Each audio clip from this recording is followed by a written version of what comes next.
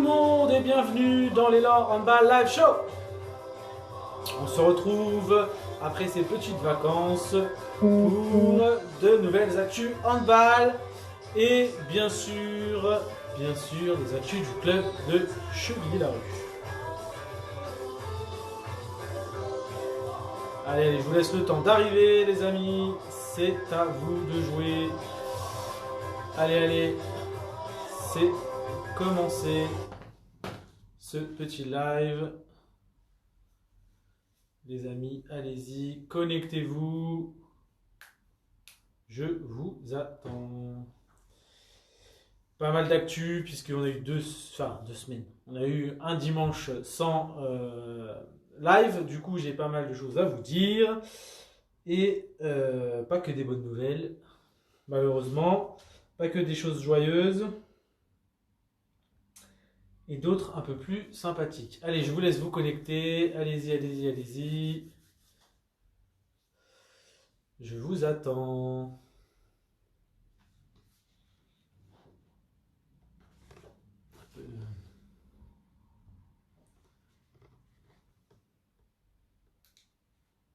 Plus de lumière.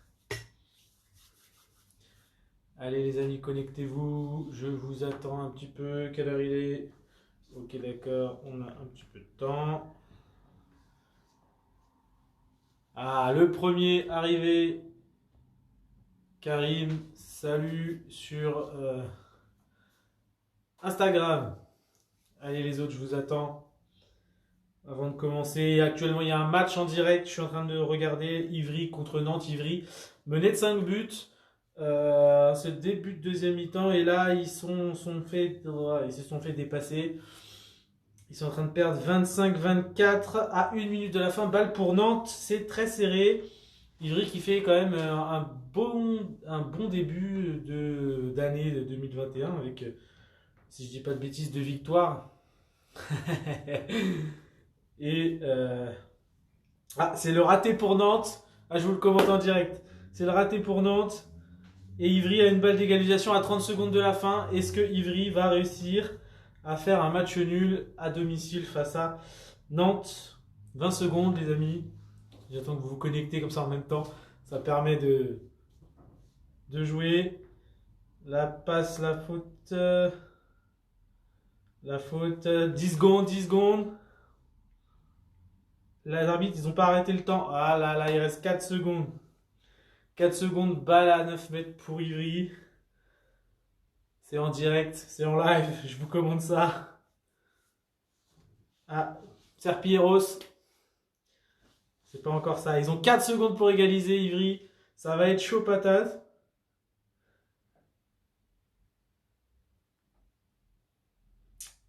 Attention. Ça va repartir. Et je vous mets le son.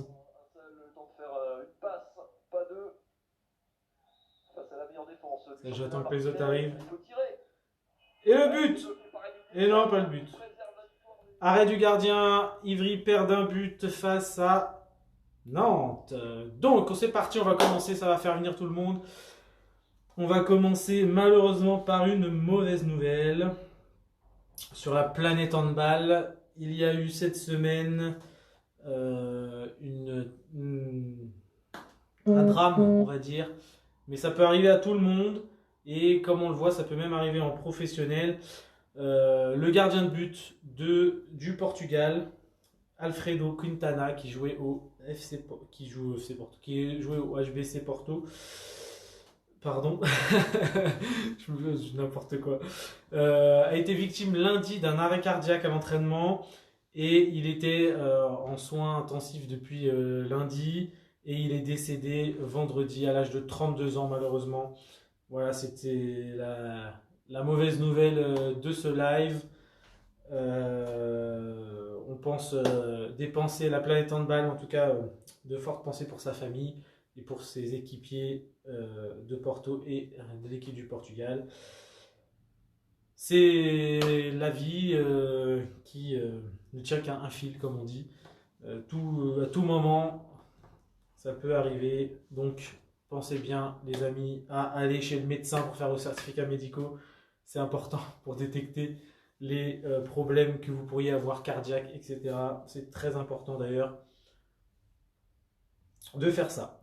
Passons à quelque chose de un peu plus joyeux, ou peut-être pas, on verra ça le 12, le 13 et le 14 mars prochain avec le TQO, le tournoi de qualification olympique qui se déroulera à Montpellier.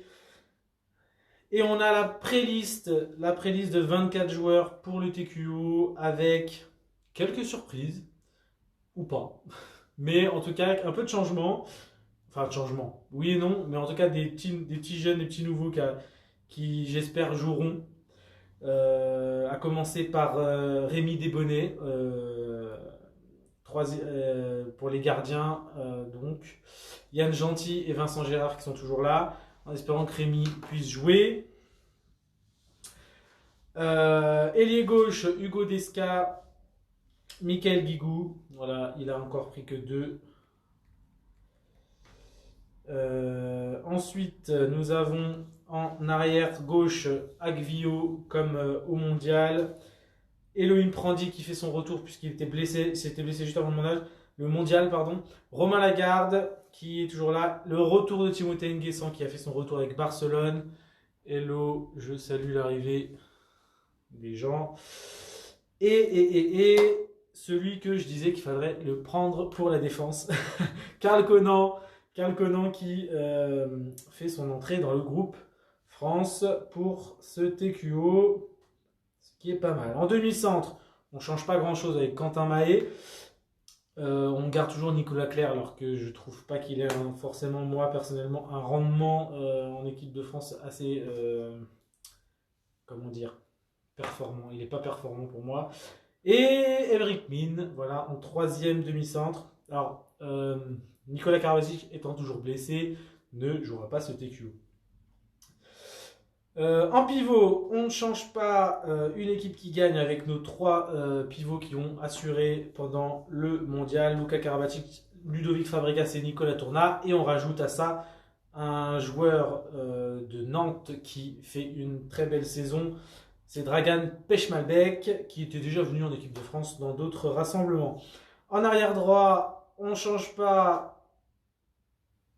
une équipe qui gagne pas forcément avec cette on peut dire qu'il y a quand même dit quand même Melvin Richardson et Dean Remy comme au mondial, et aussi malheureusement comme au mondial, enfin malheureusement ce n'est que mon avis, Adrien Dipanda qui est encore sélectionné alors que le boucher du sud de la France, qui aurait bien mérité ce week-end d'ailleurs une belle exclusion avec un beau carton rouge, mais ça n'a pas été le cas. Je ne comprends pas forcément des décisions d'arbitre.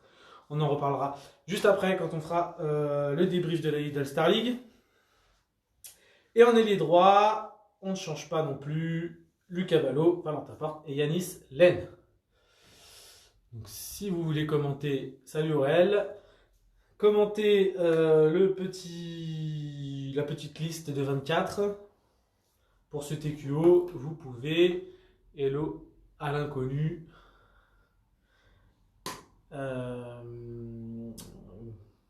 Moi, je vous ai dit, hein, moi, je comprends toujours pas Dipanda. Je ne comprends toujours pas Dipanda dans cette équipe. Ça me fait plaisir qu'il y ait des petits nouveaux comme Karl Conan, Emeric Min,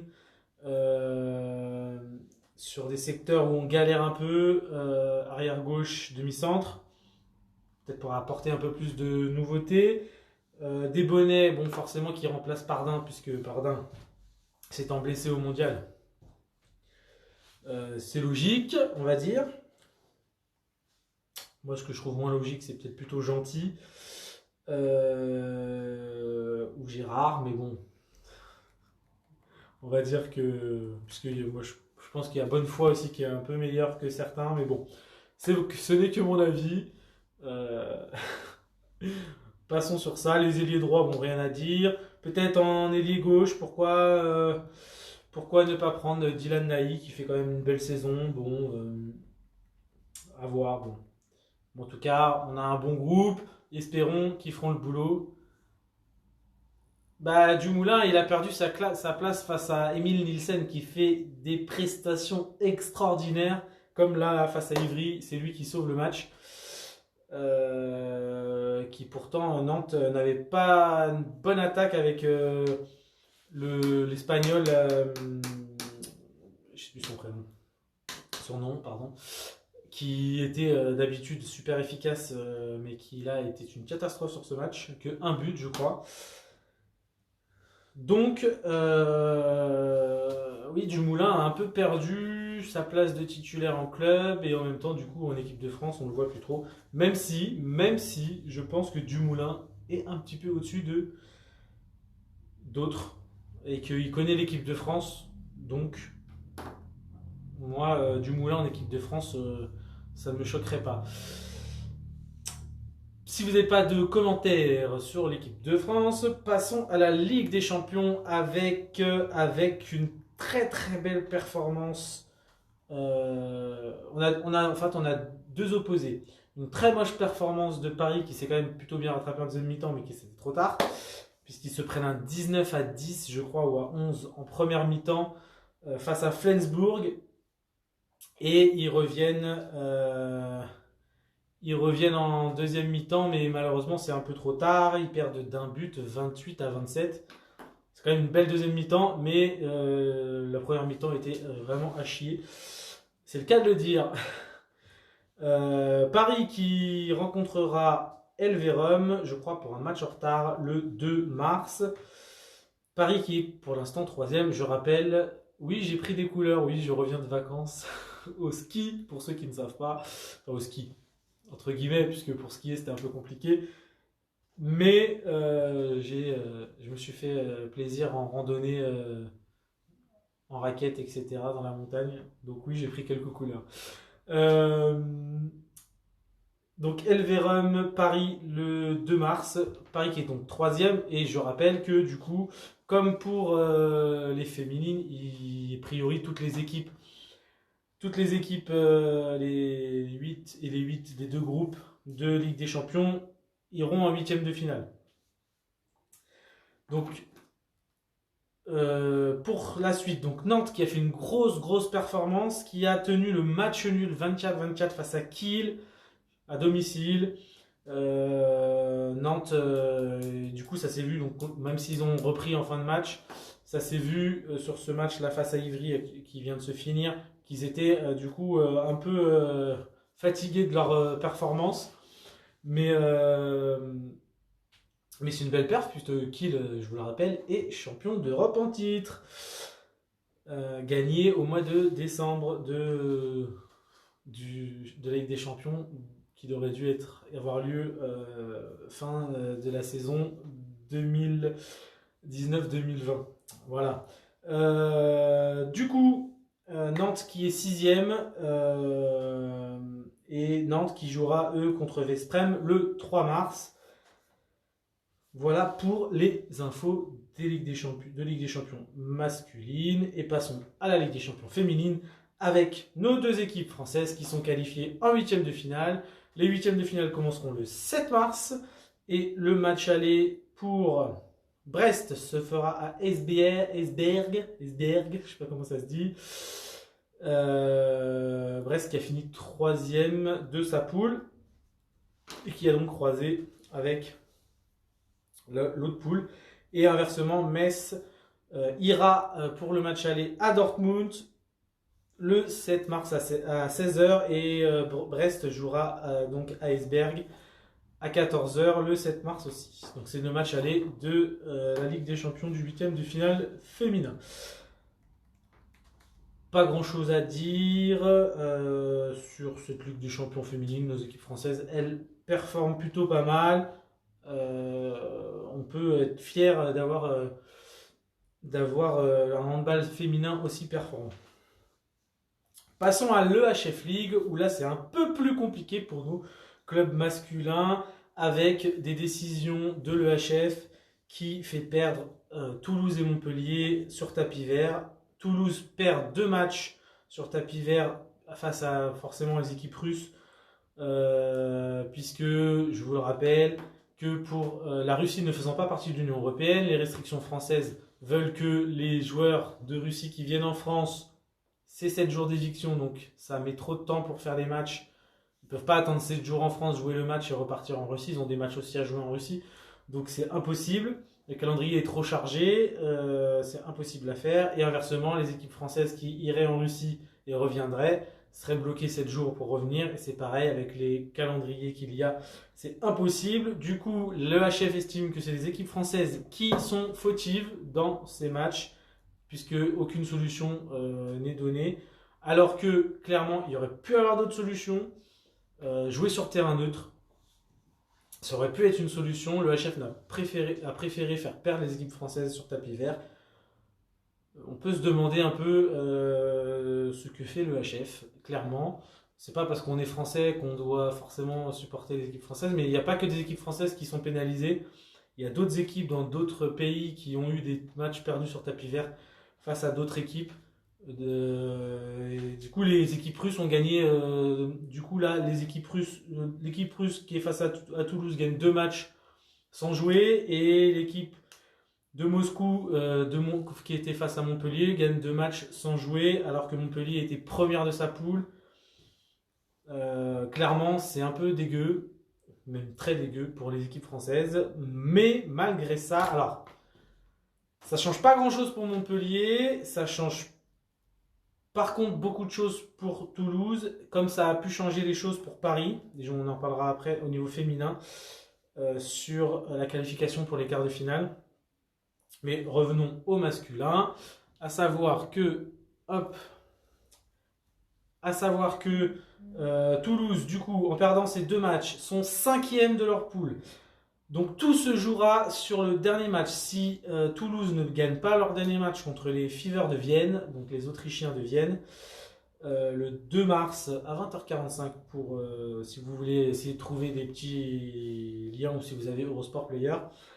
Donc à domicile, donc déjà bon point pour Toulouse, c'est que c'est chez eux. Il y aura peut-être plus de ferveur et d'envie, donc on peut faire confiance à Philippe Gardant pour je pense, aller gagner ce match et se qualifier pour les 8e de finale de l'Europa League, enfin, on va dire la Ligue européenne, quoi. Du coup, voilà, pour Toulouse. Nîmes, eux, n'ont pas de problème de tapis vert. Ils sont 3e de leur poule, sont d'ores et déjà qualifiés pour les 8e de finale. On a donc sur 2 équipes françaises de qualifier en 8e de finale d'Europe League, avec donc leur dernier match qui se jouera contre Kristianstad, qui n'aura aucune incidence, à 18h45 le 2 mars. Montpellier, donc, comme je vous le disais, perd pas non 2, mais 3 matchs, puisqu'ils avaient déjà un match en retard contre Magdebourg aussi, et il n'y a pas eu de solution trouvée. Le match aller contre Magdebourg ne se jouera pas. Et donc Montpellier perd 3 matchs sur tapis vert, matchs qu'ils auraient pu gagner largement. Ils étaient premiers de leur poule. Ils ont perdu, je crois, le match retour contre Magdebourg de 1 ou 2 buts seulement. Donc il n'y avait vraiment pas grand-chose d'écart entre ces équipes-là, et Montpellier aurait pu aller chercher la première place de la poule.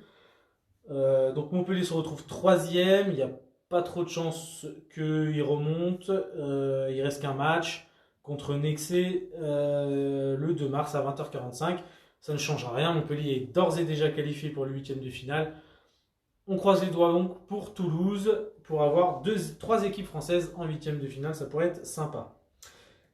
Malgré tous ces matchs perdus sur tapis vert. Par contre, malheureusement pour nos filles, si vous vous souvenez, salut Adrien qui vient d'arriver.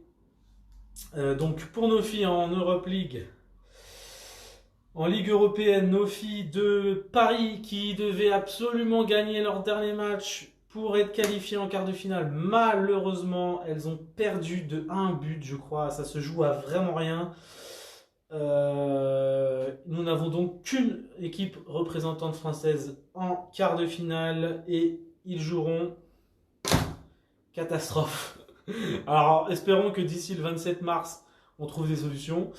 Donc premier match aller le 27 mars face à Zvenigorod qui est une équipe russe. Donc je ne sais pas comment on va faire. Il va falloir absolument que Nantes puisse avoir une dérogation d'aller jouer là-bas et que l'équipe de Zvenigorod ait une dérogation pour venir jouer en France sans qu'ils aient ces 7 jours d'éviction ou en espérant que d'ici le 27 mars, on ait une réouverture. Enfin, je sais pas, mais en tout cas, il faut absolument que Nantes puisse aller jouer ces matchs-là, sinon ils vont pas perdre le quart de finale sur tapis vert quand même, ça serait dégueulasse. Ou alors, il faut que l'OHF trouve une solution pour jouer en terrain neutre dans l'Union Européenne, un pays qui accepterait d'accueillir l'équipe de Russie sans éviction et du coup dans l'Union Européenne, donc l'équipe française aussi. Voilà pour l'European League. Passons à la Lidl Star League avec des surprises. Oui, je dis bien des surprises puisqu'il n'y en a pas qu'une, il y en a deux. Il aurait pu en avoir trois, mais l'arbitrage en a décidé autrement, je dirais. Et il aurait pu en avoir même quatre puisque Ivry, comme je viens de vous dire, vient de perdre malheureusement d'un seul but contre Nantes. Il aurait pu avoir une belle surprise d'Ivry battant Nantes. Donc Ivry qui perd 24-25. Il y a un match reporté Nîmes-Dunkerque puisque les Dunkerquois ont un cas Covid. Donc ça fait déjà un match en moins. Encore une fois, encore un à rattraper. Je ne sais pas quand ils vont réussir à rattraper tout ça, mais il y en a un paquet. Donc, Aix-en-Provence, c'est une des surprises, a perdu à domicile face à Chartres. Ce qui permet, entre autres, à Montpellier de se détacher d'Aix, puisque Aix a une défaite de plus que Montpellier. Et donc ça fait une bonne opération pour Montpellier, mais pas pour Aix, et une belle opération pour Chartres. Chartres qui est dans le fin fond du tableau et qui donc s'éloigne un peu plus de la zone de relégation avec donc maintenant 10 points au compteur. On verra le classement après. Je vais vous faire un petit point, même s'il y a beaucoup de matchs et que c'est un peu faussé, qui ne sont pas encore joués. Deuxième surprise, c'est Tremblay qui enchaîne deuxième victoire d'affilée. Ils avaient battu Saint-Raphaël la semaine dernière et ils ont battu cette fois-ci Limoges qui s'est fait surprendre à l'extérieur puisque c'était à Tremblay le match. Donc Tremblay à domicile gagne 30-29, ça s'est joué d'un but. Les Tremblaysiens se sont arrachés, ils prennent un peu d'air malheureusement. C'est nos équipes du 94 qui prennent du plomb dans l'aile, on va dire ça comme ça, puisque bon, elles n'ont pas un calendrier favorable en ce moment, vu qu'Ivry vient de jouer Nantes, même si Ivry était sur plusieurs victoires d'affilée, une ou deux d'ailleurs je crois, avant de perdre contre Chambéry, si je dis pas de bêtises, et de perdre cette fois-ci contre Nantes. Créteil aussi est dans le mal. Créteil qui est du coup maintenant dernier de Lidl Star League et ils joueront malheureusement ce soir à 20h30 contre Montpellier. D'ailleurs c'est sur LNH TV. Si vous voulez voir le match, vous allez sur Élan Chevilly Handball. On vous a mis des liens normalement des matchs de Lidl Star League. Sinon vous allez sur YouTube LNH TV, vous avez les matchs en direct. C'est très bien filmé, tout ça, il y a des commentaires, donc c'est cool. La troisième surprise qu'il aurait pu avoir, c'était Cesson qui battent Saint-Raphaël. Comme je vous dis tout à l'heure, le boucher Adrien Dipenda est encore passé par là. Il a blessé un joueur qui n'a pas pu revenir et il aurait dû se prendre un carton rouge. Je ne comprends pas pourquoi il n'en a pas eu. Il a blessé un joueur de Cesson, un bon joueur de Cesson, hein, leur bon joueur. Du coup, ça a permis à Saint-Raphaël, je pense, de tirer un peu leur épingle du jeu. Ils ont donc gagné 27-25 à domicile, mais Cesson n'a pas démérité. Cesson aurait mérité cette victoire, puisque Adrien Dipenda aussi aurait dû avoir un carton rouge.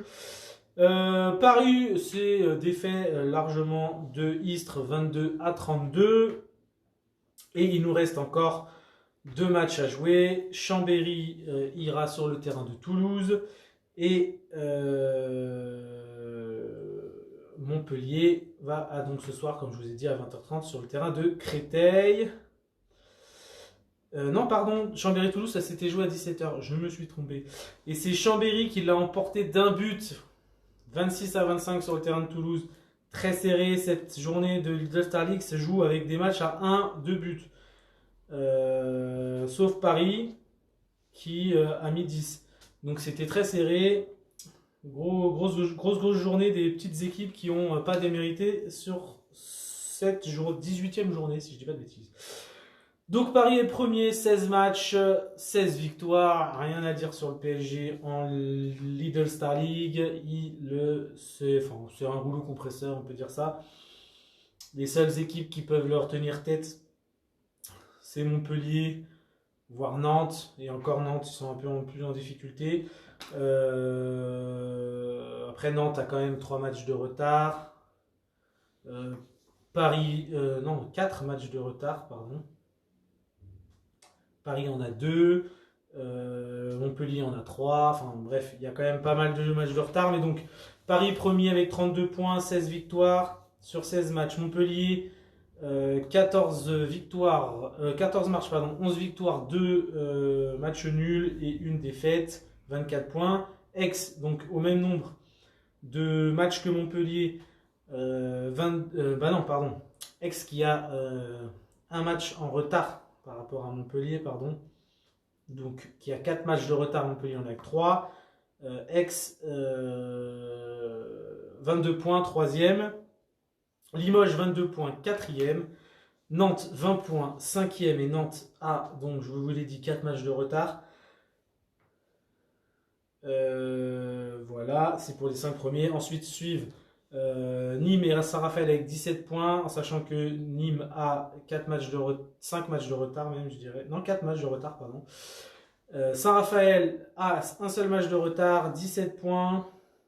Chambéry suit à la 8e place, Dunkerque 9, Istres 10e, Chartres 11e, Phoenix Toulouse 12e, Cesson-Rennes Métropole 13e, 14e, Ivry avec 7 points, donc Ivry qui est encore à 2 points devant Tremblay, mais c'est chaud. Bon, Ivry a 4 matchs de retard, Tremblay a 3 matchs de retard, donc il y a peut-être des points encore à aller chercher pour Ivry pour éviter la relégation. Mais nos équipes d'Île-de-France sont au plus bas du classement, c'est très compliqué cette saison. Créteil dernier avec 4 points seulement 2 victoires et 11 défaites. Créteil qui a 5 matchs de retard quand même, avant le match de ce soir, donc 4 matchs en réalité. Voilà pour la Lidl Star League. Passons maintenant à la première journée des playoffs et des playdowns de Ligue Butagaz Energy, avec des surprises aussi sur cette première journée de playoffs, puisque pour les playoffs, Paris, donc bon, c'est pas forcément une surprise, mais Paris s'est défait de Bourg-de-Péage 24-20. Besançon, c'est la surprise de la première journée, est allé battre 25-24, donc chez eux. Besançon, les Bisontines, si je ne dis pas de bêtises, ont gagné 25-24 contre Brest. Brest qui était premier du classement et qui était à seulement une défaite contre Paris d'ailleurs, sur la dernière journée de la première partie. Alors je vous rappelle qu'ils gardent les points des équipes contre qui ils ont joué en première partie. Donc là c'est les matchs retour contre les équipes qui sont en play-off. Donc ça commence mal pour Brest du coup. Et ça commence bien pour Besançon, ça commence bien pour Paris. On a un match reporté Nice contre Metz, puisque Metz a des cas Covid. Et on a le 4e match de ces playoffs qui se jouera mercredi 10 mars à 18h, Nantes contre Chambray-Touraine. En play-down, par contre, ils ont joué leurs 3 matchs. Toulon est venu à bout de Saint-Amand-Port-du-Hainaut 28-24. Mérignac a perdu face à Fleury 23-26. Donc Fleury se relance un petit peu, même si du coup Fleury ne pourra pas être... donc Fleury qui est en haut du classement de play-down, hein. Rejoint du coup par Plan de Cuc qui quasiment qui remonte du coup dans le classement, qui était dernier avant dans la phase de aller, on va dire, pardon. Donc Plan de Cuc qui fait la bonne opération avec une victoire 25-30 à Dijon. Donc Mérignac qui perd 23-26 face à Fleury, c'est ce que j'ai dit. Donc ça nous fait des belles équipes qui se donnent sur cette deuxième partie de championnat. Je crois que j'en ai fini pour ce qui est de l'actu handball. On va parler un peu plus maintenant de l'actu handball du club et en même temps, c'est un peu aussi de l'actu handball de toute la France.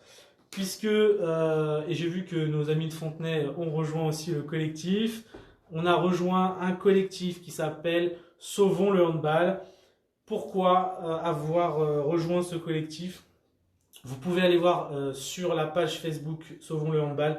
Il y a plein d'infos. Vous pouvez, si vous ne l'avez pas encore fait, si vous êtes un club, que vous voulez vous regrouper, on a déjà, je crois, 400 clubs sur les 2300 et quelques clubs de France. On est déjà 400 clubs à cette associés à ce collectif. Puisque la fédération nous laisse complètement tomber, il va falloir que les petits clubs amateurs se bougent. Et c'est venu de l'Est. Du coup, ils ont lancé ce collectif. Que dire, c'est une bonne chose. Il y a déjà la Ligue Grand Est qui soutient le collectif. On a des joueurs pros qui soutiennent le collectif. Valentin Porte, si je ne dis pas de bêtises. Et on a le comité du 54 qui s'est décidé hier. Je crois que c'était hier, ouais, ils avaient une réunion, ils ont soutenu le collectif. Il faut faire quelque chose, nos clubs amateurs ne peuvent pas, il y en a qui vont mourir, qui vont s'arrêter si on ne fait rien. La Fédé, les licences, tout ça, financièrement, on ne pourra pas tenir. Il faut absolument qu'il y ait quelque chose qui soit fait. Nous, Cheville, on a décidé de rejoindre ce collectif parce que c'est pareil, il faut qu'on agisse, je pense, tous ensemble. Tous les clubs amateurs doivent remonter à la Fédération française de handball que ça ne va plus, on n'a pas d'aide, on n'a rien, il faut faire quelque chose. On a perdu des adhérents sur cette saison et on risque d'en perdre encore la saison prochaine. Nous, à Cheville, je crois qu'on perd, on est à peu près à 80. Je crois, si je dis pas de bêtises, alors qu'on était à 130, 140 l'année dernière.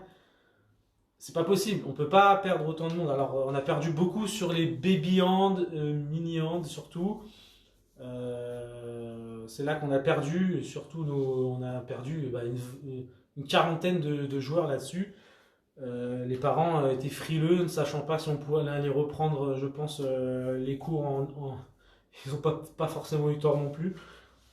Mais du coup, on va devoir parler remboursement aussi. Il va falloir. On n'a pas eu de saison, il n'y aura pas de saison, c'est clair. On ne pourra pas jouer les matchs. On peut espérer, on croise les doigts pour au moins peut-être pouvoir reprendre d'ici juillet des entraînements en intérieur. On croise fortement les doigts. Ça serait cool au moins de pouvoir faire des entraînements. Les matchs, bon, là ça sera plus possible. De toute façon, si on fait des matchs, ils pourront être qu'amicaux.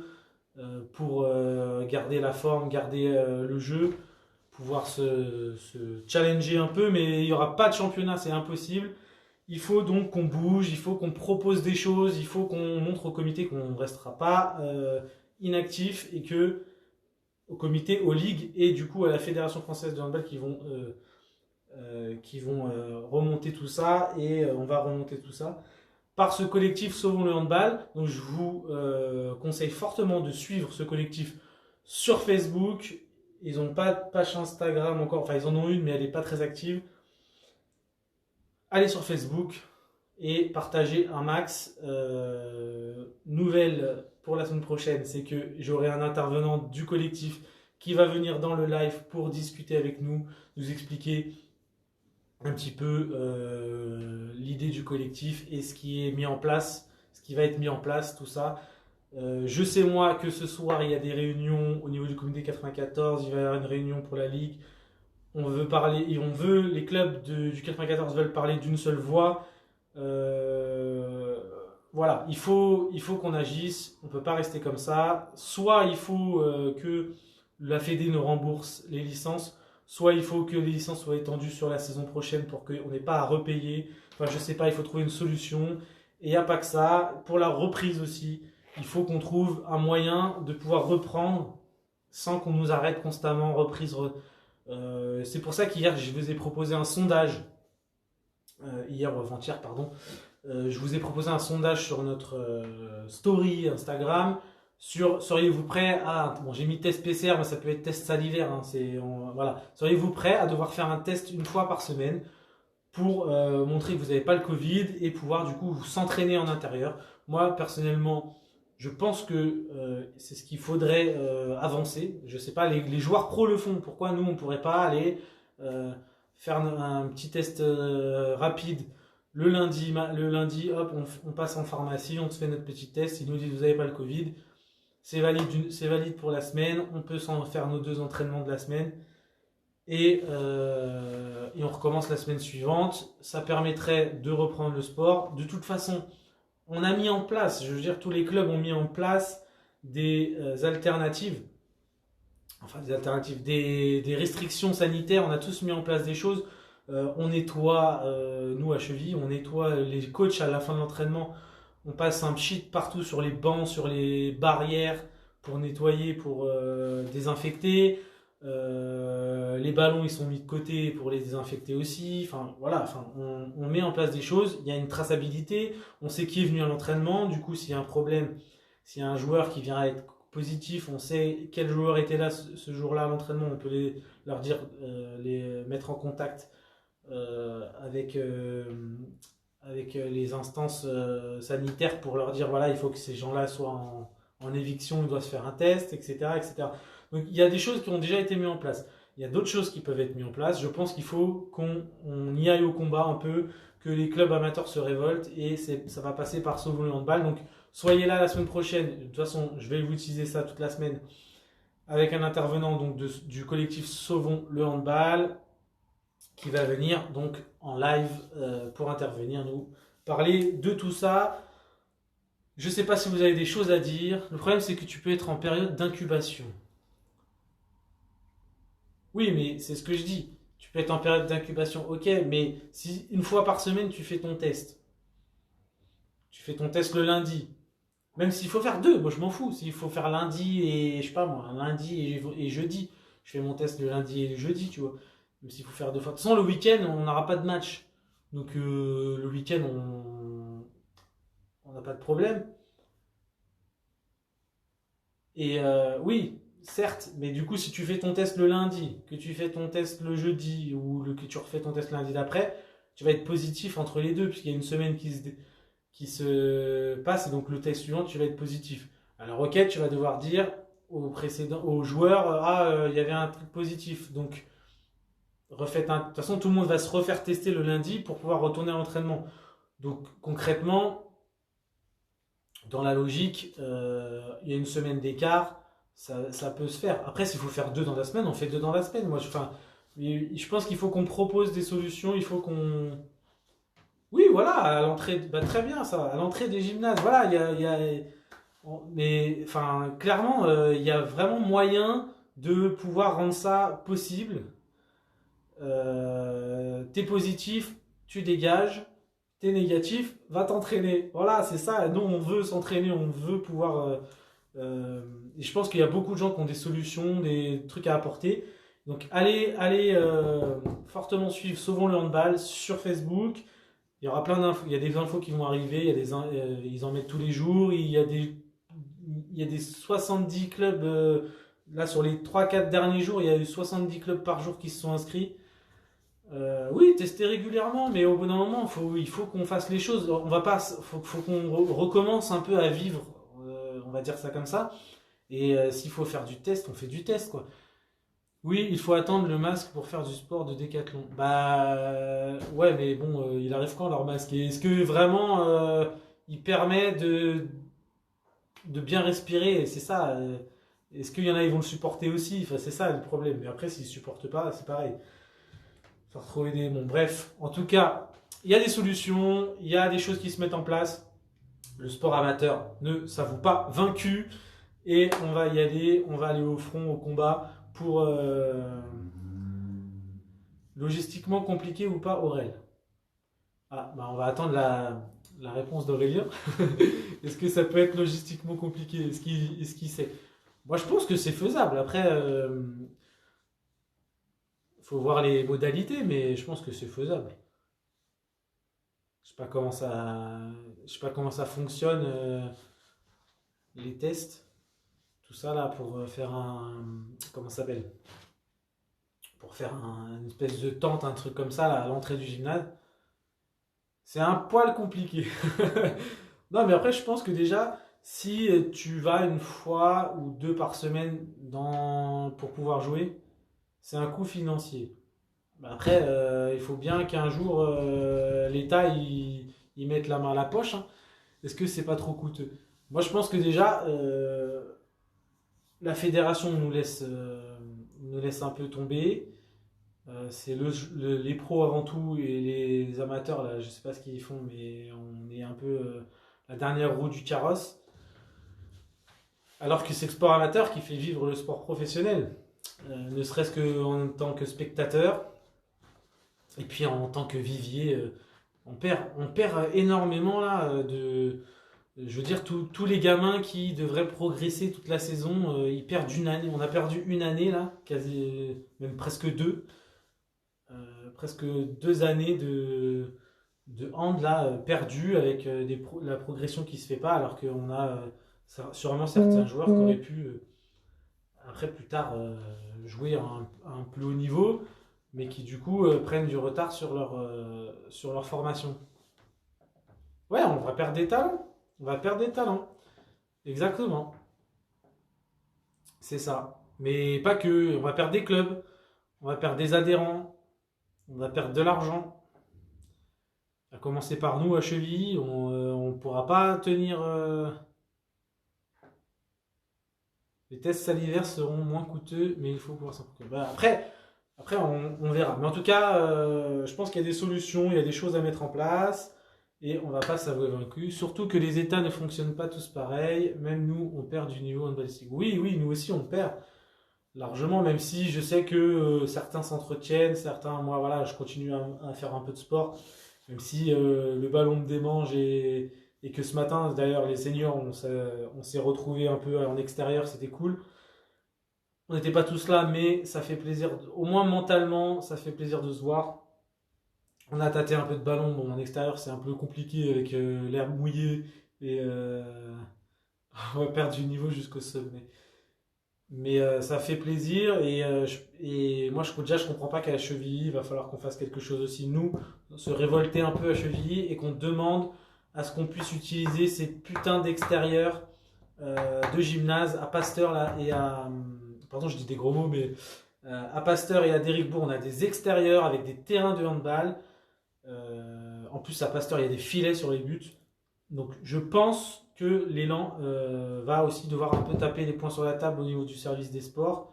Et nous, en tant que club, qu'on tape les points sur la table. Je pense qu'il n'y a pas 50 clubs qui jouent en intérieur en sport collectif et qui ont besoin de s'entraîner en extérieur un minimum.